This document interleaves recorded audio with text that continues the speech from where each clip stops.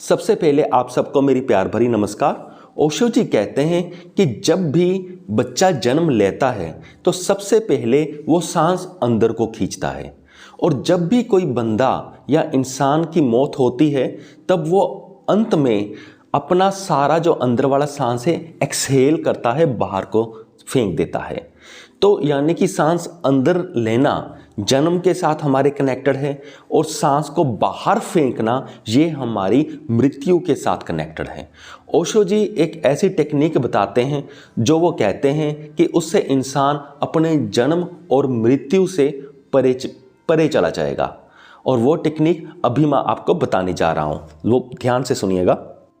ओशो जी कहते हैं कि सोने से पहले आपने अपने कमरे की सभी लाइट्स को बंद कर देना है और अपने बेड पर जाकर बैठ जाना है, और आंखें बंद करके आपने ओ कहना है।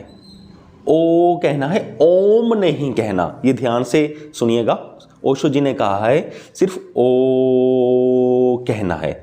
तो ओशो जी कहते हैं कि आपने ऐसे कहना है और सांस को बाहर फेंकना है। तो ओशो जी कहता है कि जैसे जब आप सांस बाहर फेंकोगे तो एक समय आएगा कि जब आपका सारा सांस बाहर होगा, तो जब सारा सांस आपका बाहर एक बार निकल जाए तो उसके एकदम से आपने सांस को अंदर खींचना नाक के थ्रू शुरू नहीं कर देना है। आपने एक्सलेशन मुंह के थ्रू कर दी, तो उसके बाद जब आपका सारा सांस बाहर निकल जाए तो वहाँ पर एक पल के लिए रुकना है, कोशिश करना है वहाँ पर 1-2 पल के लिए आपने रुकना है, और उसके बाद आपने जो सांस अंदर लेना है वो नाक के थ्रू लेना है, अंदर इनहेलेशन नाक के थ्रू करनी है। तो जब फिर ऑटोमेटिकली, और वो भी आपने अपने आप नहीं कोशिश करनी कि अब मैं इनहेलेशन लूँ, ऑटोमेटिकली वो मोमेंट आएगी जब आप एक्सलेशन कर चुके होंगे, आपकी सारी जो सांस है वो बाहर निकल चुकी होगी, फिर एकदम से बॉडी ऑटोमेटिकली सांस अंदर खींचने की कोशिश करेगी, और आपने कुछ नहीं करना है, आपने उस पल को रोक के रखना है कि अब मैं इनहेलेशन ना लूँ। आप थोड़ी देर ही रोक पाओगे, ऑटोमेटिकली बाद में इनहेलेशन अपने आप बॉडी करना शुरू कर देगी। और जब फिर सांस पूरा अंदर चला जाए, सांस यानी कि इनहेलेशन होगी, आपने सांस नाक के थ्रू अंदर ले ली, तो फिर ऑटोमेटिकली एक मोमेंट आएगी कि जब आपका पूरा सांस अंदर होगा तो फिर आपने रुकना है उस मोमेंट में, और उस मोमेंट में रुकते ही फिर जब आपकी ओवरऑल कैपेसिटी ऑटोमेटिकली ख़त्म हो जाएगी तो फिर ऑटोमेटिकली एक्सलेशन आपने बाहर कर देनी है। तो जहाँ जहाँ पर रुकना है, ओशो जी कहते हैं कि वो मोमेंट्स बहुत डिवाइन होते हैं, वो मोमेंट्स बहुत ही सही होते हैं स्पिरिचुअल पाथ में आगे बढ़ने के लिए।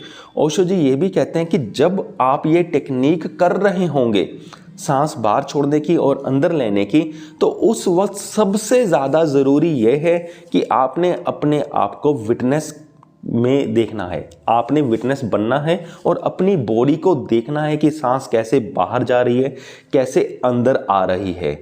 और जब आपकी सांस उन स्टॉप्स में से, जैसे 2 पलों के लिए रुकना था, वहाँ पर आपको क्या दिखाई दे रहा है, क्या फील हो रहा है, आंखें तो आपकी बंद होगी, आपने अंदर ही देखना है। तो इससे आपकी प्रैक्टिस क्या होगी, आपकी विटनेस बनने की प्रैक्टिस होगी। जैसे सांस शुरू होती है जन्म के साथ, और एक्सलेशन जैसे स्टार्टिंग में मैंने बताया था वो कनेक्ट होती है डेथ के साथ।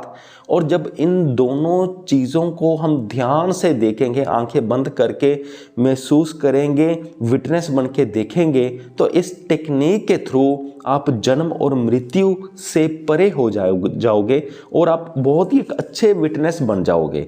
और जब आप अच्छे विटनेस बन जाओगे तो आपकी स्पिरिचुअल पाथ में भी ऑटोमेटिकली प्रगति होने वाली है। इस प्रैक्टिस से आपको डीप साइलेंस का भी अनुभव होगा। सो मुझे पूरी उम्मीद है कि आप सबको ये वीडियो समझ में आ गया होगा। सो इस वीडियो के डिस्क्रिप्शन बॉक्स में मैं अच्छी स्पिरिचुअल बुक्स के लिंक्स भी डाल दूंगा, आप उन्हें क्लिक करके चेक करके देखना और उन्हें पढ़ना। आप ऐसा कर सकते हो अगर आप चाहो तो। सो इस वीडियो को देखने के लिए आपका बहुत बहुत धन्यवाद।